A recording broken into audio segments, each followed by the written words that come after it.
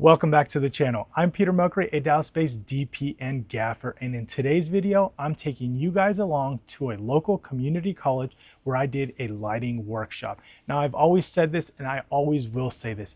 I hated sitting in a classroom when I was in high school. It was terrible. I did everything possible to just get out of class, walk around, get hands-on in other classes, but sitting around listening to a lecture was no fun for me. So what I did at this school is I was able to bring out my grip van that you see in the background right here, bring it out to their parking lot in their parking garage and do a lighting workshop. The students were able to get hands-on and participate as much or as little as they wanted.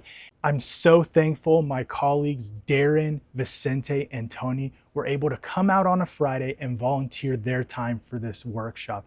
Now, I was invited by Mark Kaufman, the professor of these students, and it was amazing to be able to share our passion with his students. Now, with this workshop, we're doing overhead lighting. We're gonna start with just a Fresnel above, and then we're gonna move on to a lantern, and then we're gonna end it on a big 8x8 and show you how you can shape the light from above with even a small source or a big source and show you the difference it can make.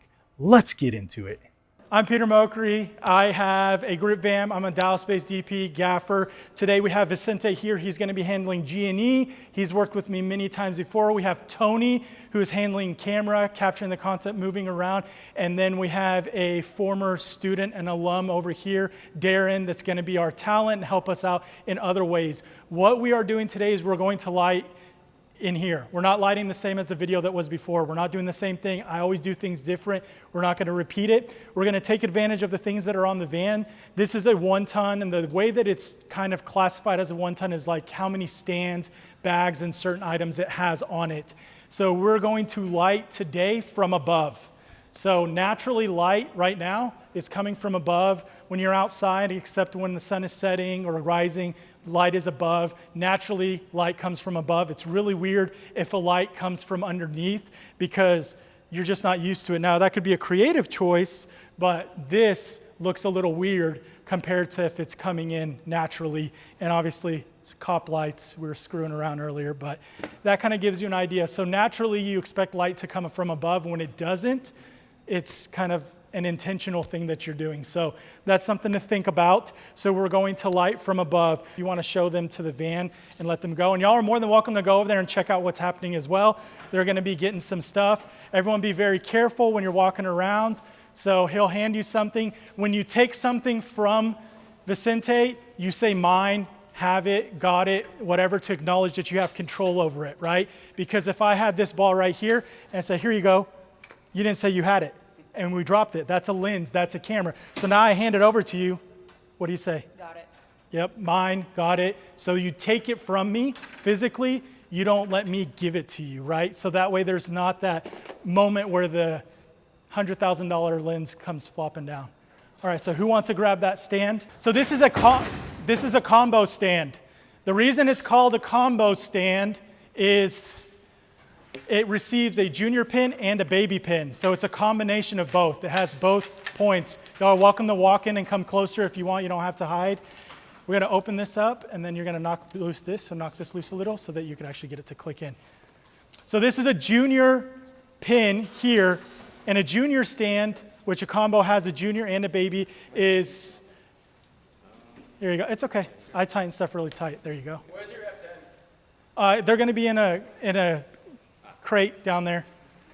So we're putting that in. Yep, so that goes in here. So it's the male, goes into the female. A baby's the opposite direction. It's actually points up like a C-stand. That's a baby pin, and the other one slides on. Now, a lot of people here in this class are on different paths.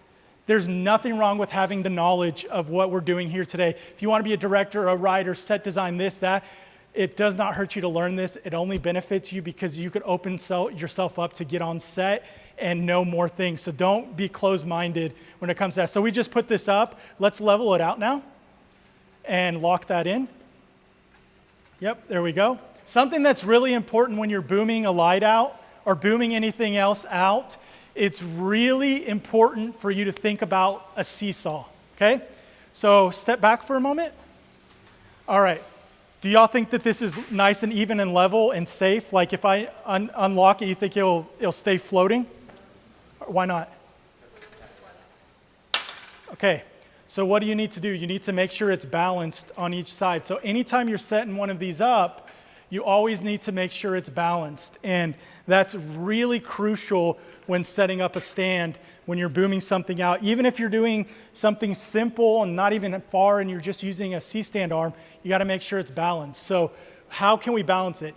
Right now, the fat person's on this side, the skinny person's on this. We need them to be equal. So what we need to do, we need to increase the distance and start balancing it. Oh, that's a little too much, that's a little too much, and then it's almost there. So that's something to consider. So now, if I want to extend this out this far, I'm not going to have enough room to balance it like I want. Another thing while you're doing this is always consider if you cheat and break my rule of being balanced, always go over a leg. And that's really important because right now it's not falling over, but as soon as I go this way, it takes very little effort for it to fall over this way. But if I try to push this way over that leg, it doesn't want to fall over. And as I demonstrated in the previous video, stand with your feet side by side, close together. Okay, I'm going to push you, okay? What did he do first? Put his leg out. So that's what you're standing, that's how you get stability. So just think about it like that. So that's something that's really important is that leg out gives you that stability because you're moving forward and the momentum's, so that's the leg forward versus here, it's ready to go down. Okay, so always think about that, and that's a safety thing to consider when you're on set and you see stuff like that. So what we need to do is we need to try to balance this out. So if I could get a shot bag to come up here, and that's what one of those are, shot bag. Yep, and just sling it over. All right, so one thing that we're gonna notice, I'm not calling this person out. Everyone on set, no, you did good. Everyone on set has different heights, right? You're a little shorter, you're a little taller, this, that, all for different situations. So how could you reach up there if you needed to reach up there? Grab someone else? Nope. A stool? Apple box. So go get an apple box. Because you may need one a little bit later and it's not a problem. Directors need them, DPs need them. We need to get a little bit of height. Right now, these guys are tall and they're still tippy-toeing looking at this screen. You won't be able to see it, right? So an apple box can help you. It's not a problem. So get a full size too. Yep. So this is called a half apple. You have a pancake, you have a quarter apple, you have a half apple, and then you have a full apple. So that's a full apple box, and it could be done in 3 ways. So it could lay flat, it could lay on its side like that, and then it could lay vertical. And they have a name for it, they call it different things. LA's really flat, so that's the flat. New York's really tall, that's a tall version. Chicago is in between. And that's what they call it. That's a little slang term. You'll get a lot of slang terms from the Northeast to California to everywhere. It's just different wherever you go. So now, set that over here flat and step up there, and now you have a lot more control, right? You didn't have to reach so far over your head, right? And that's perfectly fine. And I tell you, it's crazy. I work with a lot of people. There's a lot of the DPs I work with, they're super short. And you're like, how can the person running the camera be? It doesn't matter. It doesn't matter. So not calling you out, but that's a great point. Now also when we get talent in, and I don't want to adjust the camera, and I put him in front of the camera, and then I put someone else that's shorter, instead of moving the camera, maybe it's just easier to just adjust it with an apple. All right, so next we're gonna set up a light. So we're testing light. You know, this is part of the setup. It takes 1 hour to 2 hours on a basic setup to set up some lights. So we're gonna be running Aputure lights. We're gonna use a 600X. We're gonna use the X because it is bicolor. Bicolor means that you could adjust what? Talk to me. Color temperatures, why does that matter? Okay, why would we need to change that? Depending on natural lights. So whatever's in the space, right? Or whatever we want to convey, right? So whichever one. Okay, so here I knew that I wasn't going to get true daylight. These are mixing like crazy. You could even look up right now. This one's more yellow than the one back there, right? So you're getting different lights, so you want to be able to adjust that. Now, full RGB light will give you even more control because outside of color temp, what's another thing that's really screws up your lighting, and what 2 colors are common that you get a shift in? Green and magenta. right? That's where you get a lot of mixing and weird stuff. And so you have green and magenta, and then you have your warm and cool tones kind of coming together. And unfortunately, these don't have the green magenta shift correction.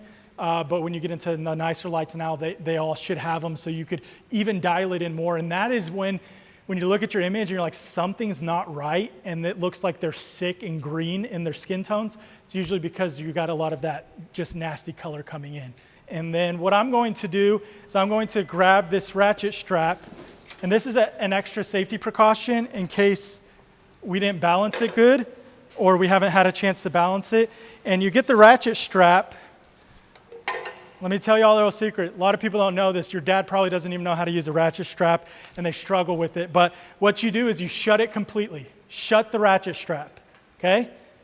It's the biggest mistake people make. They try to do these. You shut the ratchet strap, and then all you need to do is just make sure your little slot is there, and then you just guide it through.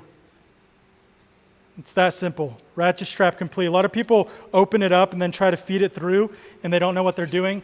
Your ratchet strap is fed. It's done. It's that simple. So why do we need this? Well, the reason we need this is we want to have a safety on the back. If we get talent under here, we don't want it to bash their head. So I'd rather it pull back or be maintained than come down on talent. So it's just a safety precaution. Now, another thing when it comes to ratchet straps people make a mistake of is they hook them in, and they're like, oh man, I'm going to hook this in. I'm going to make it as tight as possible and then crank on it. So I have a question for you. If I wrap this around my finger one time, is it going to hold better than if I wrap it 100 times? Probably 100 times will be stronger, right? Same thing. You want to give yourself slack when you ratchet and do multiple cranks rather than one really tight one. Because people that do one really tight one, it ends up coming loose. And that's what happens. So that's a moving tip when you move out of your parents' house or move into a new place or whatever, and you're moving stuff. Now you've learned something. So you could go home and say you finally learned something in school. Hook it in over here. And then we're going to go underneath here and hook it down here to make it safe. And that's how we're going to ratchet it in. And I'm not going to do it all the way yet because we still have to adjust something. So let's point that down.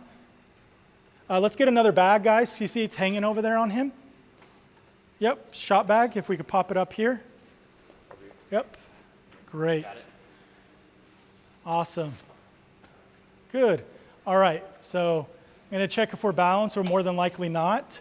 So let's push that in a little, Vicente, towards me. Go ahead, lift up. There you go, keep going. Yep, right there's good. Awesome.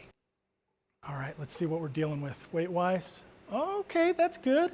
All right, so let's put the F10. Okay, we're a little heavy there. So there's a few things we can do. First of all, we have a little more slack to go this way, so we could bring the weight this way, because if the weight is here, it's not as strong as it's over here, the further out you go. Now, what's really cool about our industry, and I spoke to the other class about this, is the number one thing to remember is there are no rules, but there are standards, okay? So you can do whatever the heck you want. That's the whole thing about it being an art form, but there are some standards. So if you're gonna make a movie that has no visuals and no sound, sure, just don't make that and try to sell it. That's your prerogative, but it's probably not gonna go anywhere, okay? So you have to think about that. So some of the stuff I do may not be exactly a standard, but it may fall like pretty close and do the same thing. So you could kind of get creative with how you do things. Like he mounted that there. We could have mounted it here. We could have mounted it down there. Some people are different. Don't look into the details too much sometimes. Just look at the overall goal of what we're trying to get and think bigger picture. So that's something to really consider. So this didn't take much, and I know this is something bigger than what you would normally do yourself when you're just hanging out with some friends trying to do something, but I want to show y'all something that's a step above just doing something for fun, but also something that's obtainable, right? This isn't complex. It really isn't. I mean, you saw the steps. You could do this yourself. Anyone can do it. It's nothing to really go crazy over. So let's slide these shop bags over some more, guys, if we can. Perfect. Awesome, and then let's go ahead and get one more. And then let's get two on the actual stand itself as well. So you got that one there? Think that's the right spot? No, I'm just asking. See, he's like, oh crap, what did I do? You like it? Okay, let's see what it does. Vicente, we're gonna knock this loose real quick. Okay, it's a little too much. What can you do to fix that? Slide it, yeah, let's do it. Okay, all right, wherever you feel is right. Is that it? Oh, it's too much there, go back. Keep going, right there. Cool, I like that, that's pretty close. Cool, okay, so you brought me those, come here. They're heavy, by the way. So you, young lady, I want you to grab it and put it on the stand how you feel it would go on the stand. Nope. Okay, no, that's a really common, and I'll tell you why. I'll tell you why that's a common mistake. So if you were to lay down on the ground right now, if I were to take both feet off and stand on you, would I have more weight on you than if I had only one foot on? So since that's touching the ground is taking away all its effort. So you did it in a good spot, except it just needs to go up here. So see that? And that goes there. So a lot of people in shows and fast-moving pace things, let's put the other one over there, they hang them on the outside, and the reason is, hey, Peter, let's move this stand. Okay, cool. I can move it quickly without even leaning over. Can you put that one back up? I'm not going to do it again, I promise. But you see how easy that is? It just comes off quicker because when you're moving fast, you don't want to struggle with having to take that off because it's stuck down there. And that's another thing is when you're doing cables and stuff, you don't want to struggle and get stuck in places and have stuff all tangled up. Normally you would be like, I'm going to wrap everything around here. Nope, I'm going to lay it on here. Why? Guess what? This cable fried for some reason, we need to swap it. And if it's all tangled up, then we have to fight it. This comes right off. So it just temporarily holds it out of the way. It's that easy. So little simple solutions like that you learn over time, make things more efficient. So then the knobs are safe and clear. Vicente didn't give me an opportunity to bring him clamps, so he just did it. But if this gets in the way here and is all tangled, it becomes a problem. And now you could clear it up. Can I get that last one in? Go ahead. And why didn't I clamp it like this? Because now it's stuck, right? And we don't want it stuck. We want to have the ability to move it around. So that's just a cheap little clamp that costs $1 or $2. Nothing crazy. Okay, so now we're kind of balanced out. We have things going. Who brought the electricity? We have power. So last time I brought a little battery bank to power everything because I'm on location. I don't know if I'll have power here. So Vicente, if you could drag that over there to the wall.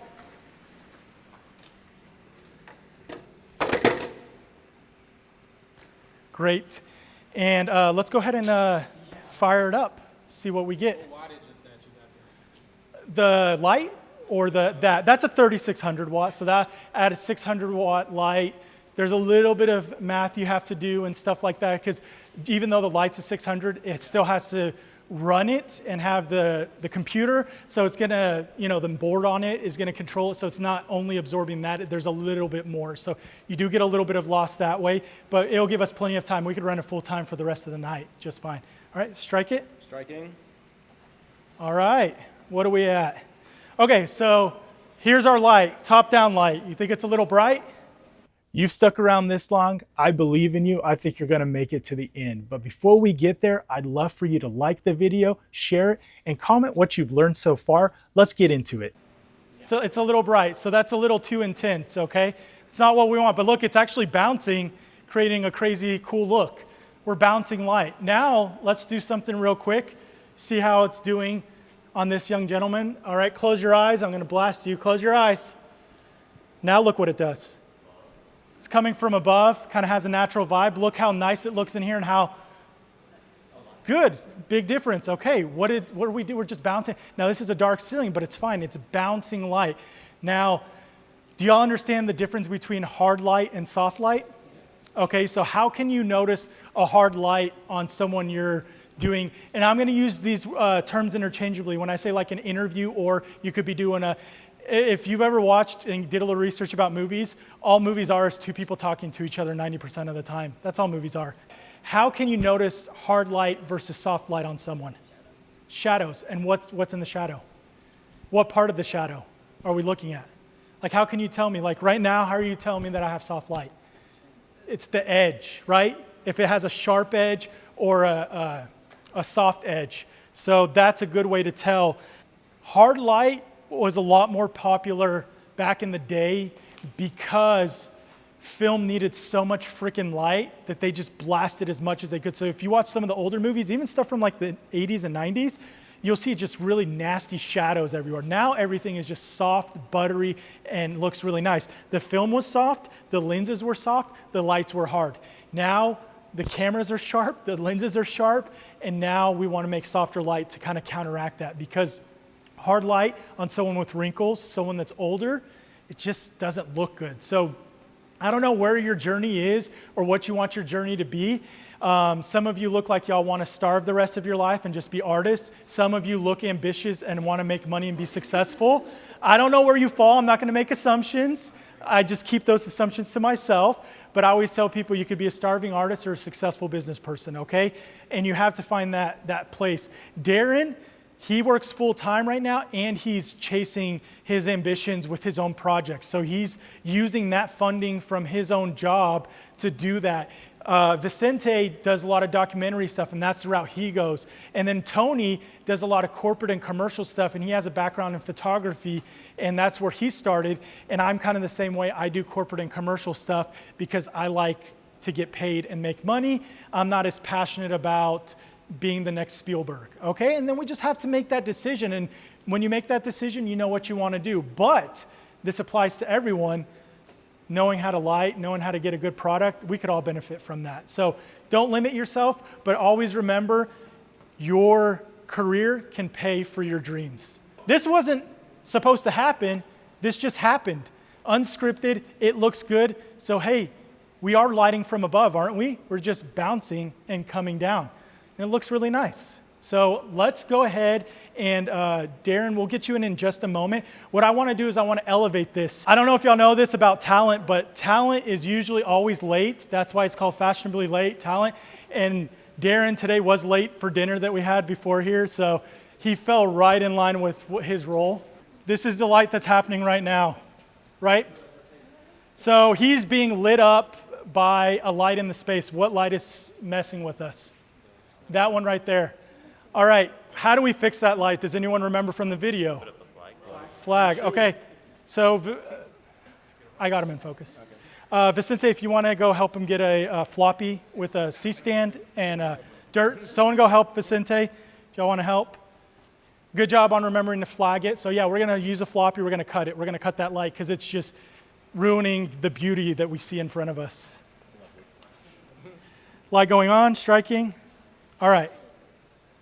So yeah, we're going to control that light. Now what I did is the light is behind him, but how is it hitting the front of him? Because we're shooting it kind of that direction, right? Because we're bouncing it.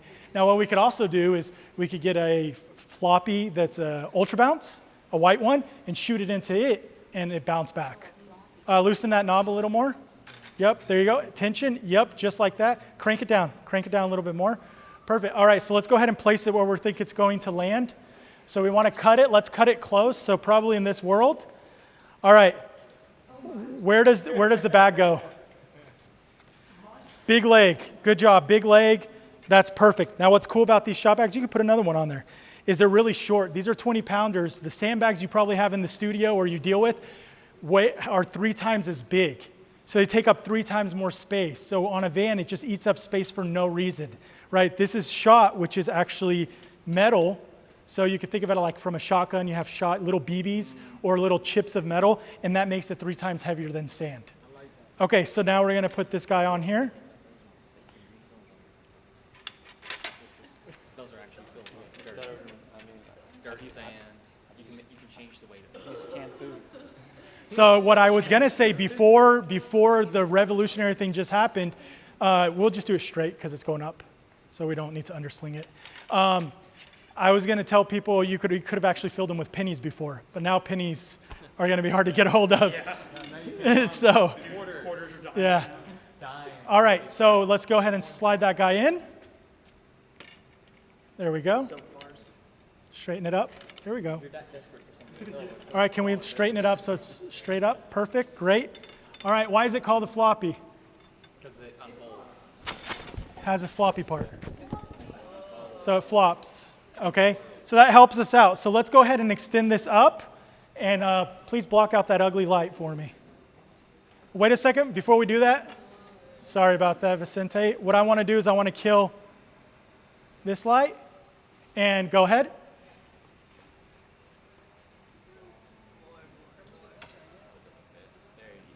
Whoa!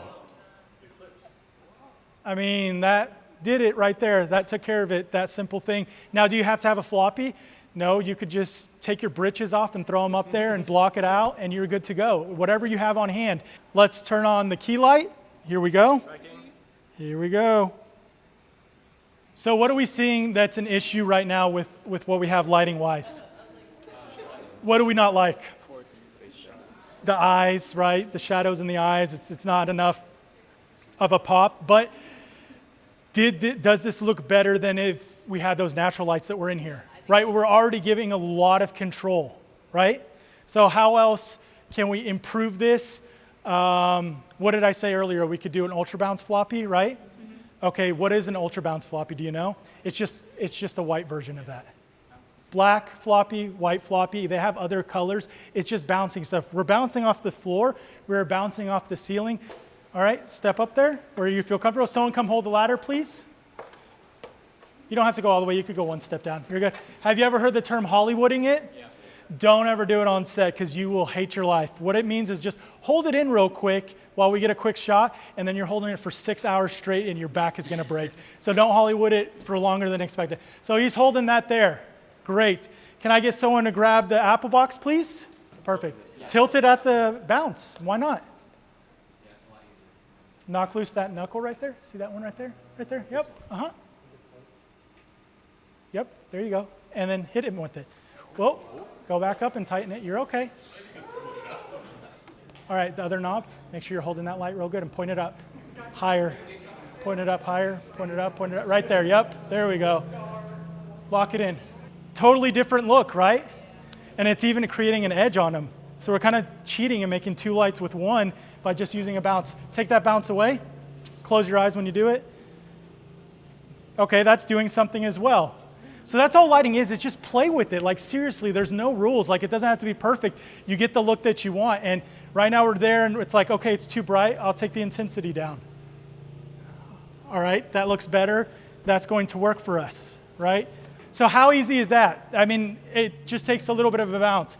Now, there is some light out there that's provided free currently. They don't charge you for it. It's sunlight. So you could do the same thing with sunlight. Just replace that with sunlight. You bounce light, you maneuver it, you shape it. That's it.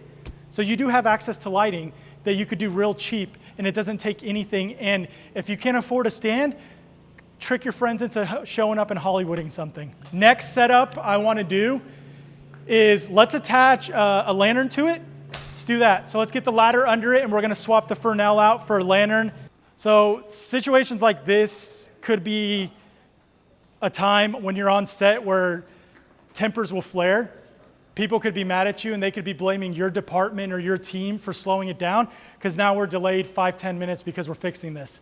So some directors will start flipping out. Producers will start getting angry. People on set will start getting mad at you, camera department, whatever. It happens. Just keep your cool, do what you're doing, and do it safely, and don't hurt yourself. That's the way you need to look at it. But I will tell you, because when you're on set, you're technically, stuff's shifting, but you're technically not an employee. See, that was a mistake there. Sensei caught it because we didn't have the safety locked in. It's okay. All right, let's take it all the way down. Again, I don't expect y'all to know how to do this, so I'm not going to get upset, right? If I had someone seasoned that was goofing off the whole day and then stuff like this starts happening, I'm probably not going to call them out for the next job. And that's what's really cool about our industry. It's a gig industry, so you're never going to have guaranteed work. So if you do a crappy job, guess what? You're not getting a call back. If you do a good job, you're going to get a lot of calls back. It's all up to you on how you do. So this is a skirt. This is helping control the light. So now it's not going to spill everywhere. It's going to point down. So we're going to hit the Velcro along this edge. We're creating a skirt, which gives us the ability to control the light, which will give us a shaft of light versus light spreading out everywhere. We have the intensity. It's coming down on them. getting raccoon eyes. What's a fix we could do right now to avoid those raccoon eyes, to fix it? What can we do? No adding any more light. No moving the camera. Move. Talent. Talent. Step back a little. Whoa. We just opened up more light on the eyes. Okay, and what does that mean? You were troubleshooting, but it's not necessarily the easiest path. Always think about things that you have control over and what can you control. When you go into a space, you may not be able to control the ambient light. So don't overpower it, don't turn it off. Use it to your advantage and go with the flow of what you have, right? And that's something to really consider. People will come in and be like, oh, office space, kill the overheads, add 30 lights, slashes, this, that, whatever. And it's like, bro, you could have just flagged this off and just put a light up there and just brought it up 10%. Right. So that's what we're doing, right? So that already looks a lot different and a lot more appealing than what we had. Darren, go ahead and step forward. Wow. That, and then step back. Great. Okay, so now if I could have you look over this way, Darren, off to the side. You're having a conversation with someone. Great. That's how that's going. So now what we're going to do is, whenever you're filming most of the time, which side of the face do you shoot on, the dark side or the light side? Dark side. Shadow side, yes. Shadow side. Oh, okay. Shadow side. Yeah, okay. Shadow side, okay? Makes sense. Right? Okay, so right now, everything's lit up. So Darren, step forward. Keep coming. There we go. Step to your right a little. There we go. Now, turn to your left a little more. There we go. So now, we've got a different look. Right? It's got a little more shape to it, just something different. So now the light's coming a little bit from the right. We've got a little shape on the side of his face. Are we on his dark side right now? Yeah, because see, it's dark here. Right? Otherwise, it'd be like this and it'd be bright, right? Yeah. We're going to go put a big 8x8 frame above him and see how beautiful it looks. How about that? All right, let's get to it. Since the students haven't set up an 8x8 frame before, I gave them a reference video of me setting up an 8x8 overhead, and I'll link that video down in the description so you could watch it as well. Let's get into the 8x8 setup.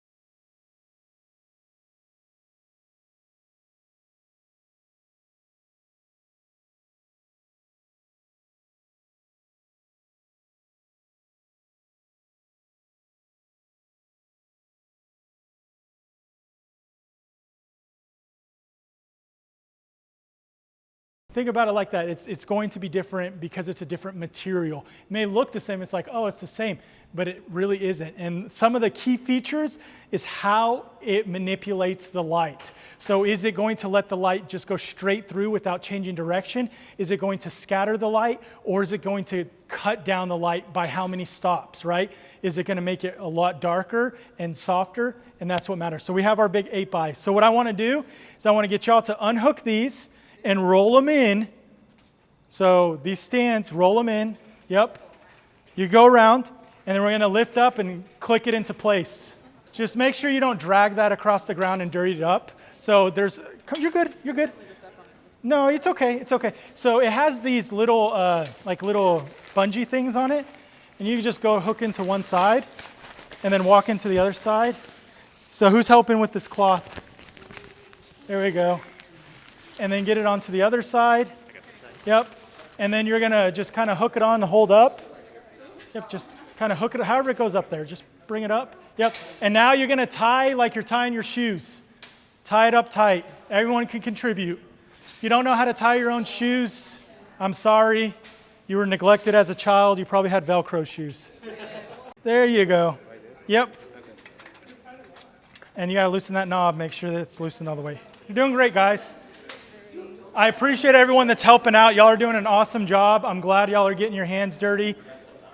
Don't hesitate to get involved. All right, notice how much darker it is here already, how much light it's taken away. So remember I said that this could be overhead, it could be from the side, so I could rotate this and go from the side. So if the sun was blasting here, you make it vertical. You can make it come at an angle. You treat this no different than a small piece of diffusion, okay? You treat this no different than a softbox with a light, because this could go outside, and what is our light outside? The sun.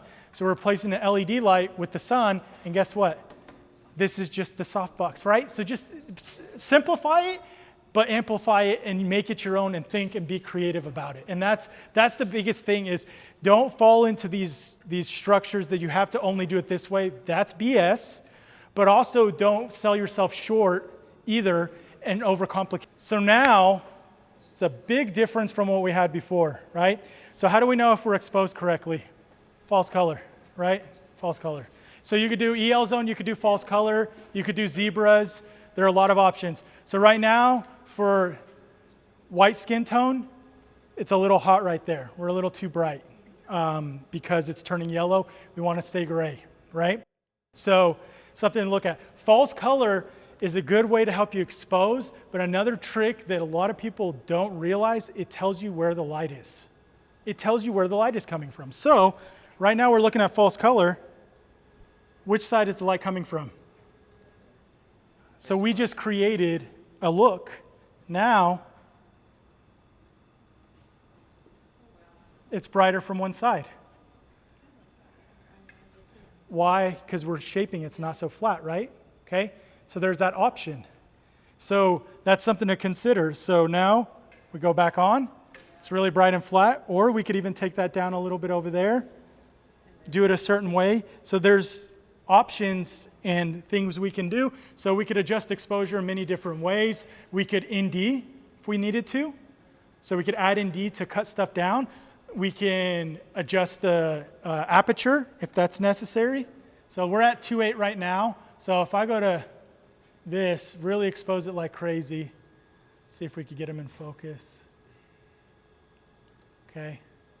So now we have a little more wiggle room, so we could take down the light, and now we have more blurry background. It's a little softer on him.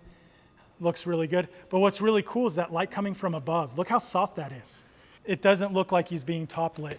So now what I'm going to do is change it up a little. Now we're really coming in from one side. So now we're shaping the light. We're shaping it, but you know what? It's still too bright over here. What can we do? Get floppy with it, right? Someone grab a floppy. All right, and now you could walk that in, Vicente.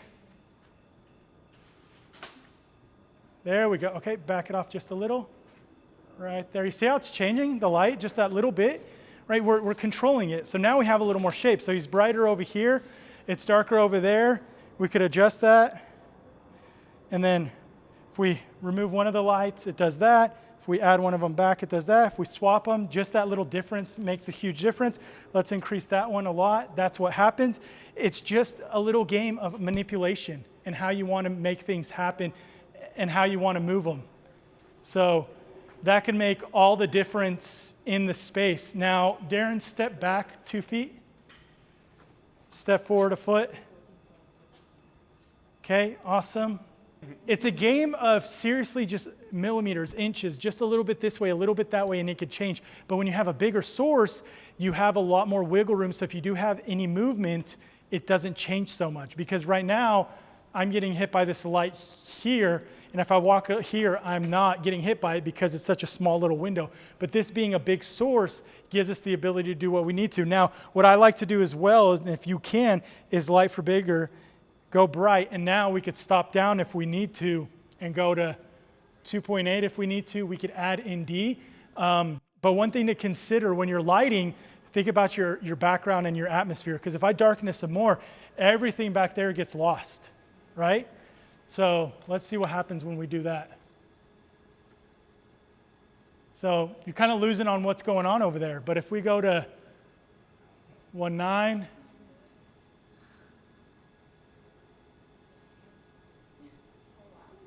Okay, so now we have way too much light, right?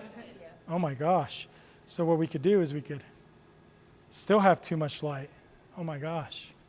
So what can we do? We're going to add in D.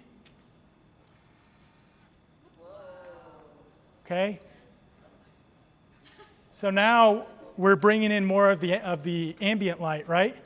We have a lot more of that that's happening out there. You don't only light the subject, you've got to light for the scene as well. You got to light for everything that's in the space. And that's something that's really important is look at the space as a whole and figure out what you want to do. Don't only focus on lighting a person, or a term that's commonly used is they look too lit, like it doesn't look natural.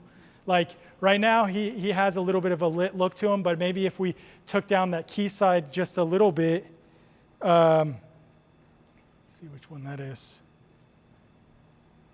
That may look more realistic for a parking garage. And you don't have to get the false color to be within range like you're doing an interview. That's different than if you're shooting a scene. A horror movie doesn't need to be high bright unless it's that's the look that they're going for, right? So that's something to consider. So now we're looking at this. Some of you may say, you know what, that looks way more realistic, right? Yeah.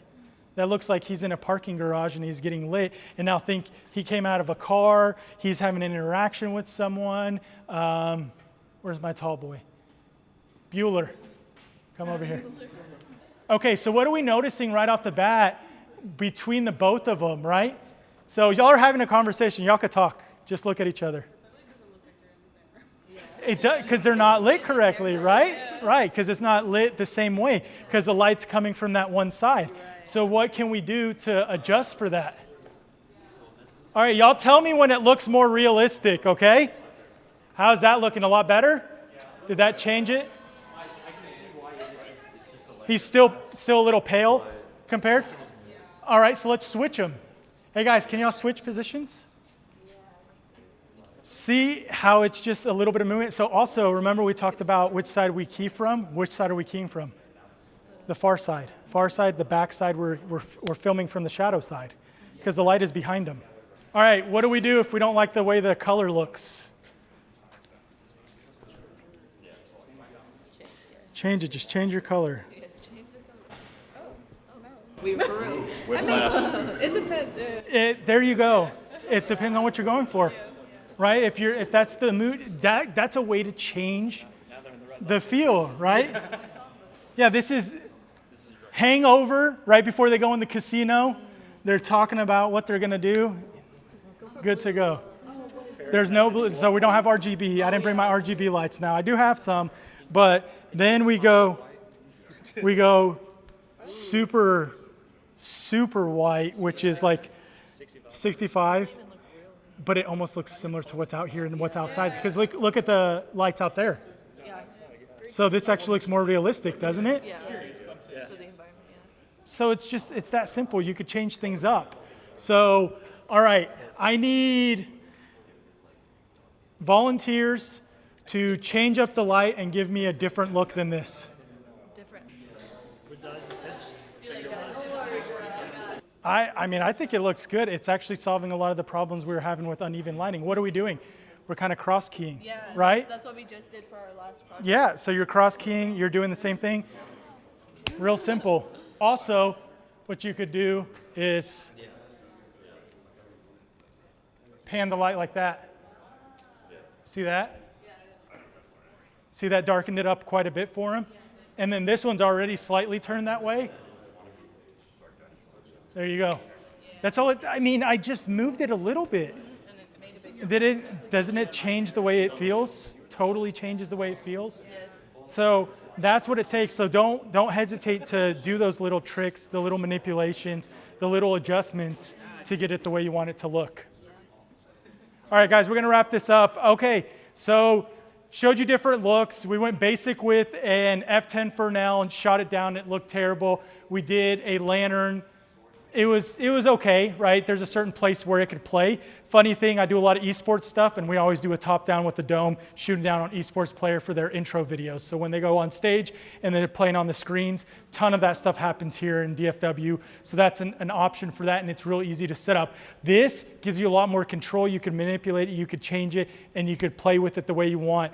Now, I know this is a bigger setup, but don't let that limit you. Use the same concept when you're doing other things, okay? So don't let it limit you. Same with shooting into a ceiling. You could shoot into this corner versus that corner, and you'll do different to the subject. Vicente and Darren and Tony, who's been busting his butt this whole time, running around filming. Let's give a big round of applause for them. They did a great job. I really want to say thank you to every one of you. I really want to thank Mark for letting us come out. This is fun for us because we get to kind of spread a little, knowledge to you guys. We don't want to gatekeep, and one of these days you may have to hire us, and that's, we got to be nice to you, right? You never know. All right, you made it to the end of the video. First off, I want you to comment below and let me know that you watched the whole thing. I truly appreciate every single one of you that keeps coming back to the channel, supporting the channel, liking, sharing, commenting. It all makes a huge difference to get me to pump out more content. And hopefully down the road, I could do more and more videos like this and go deeper and deeper into some of the processes that I use every day as a gaffer and as a DP for commercial and corporate shoots. Thank you so much for watching. I appreciate every single one of you. And as always, YouTube says, click on all this random stuff. Well, do what they say. It helps the channel, and I'll see you on the next one.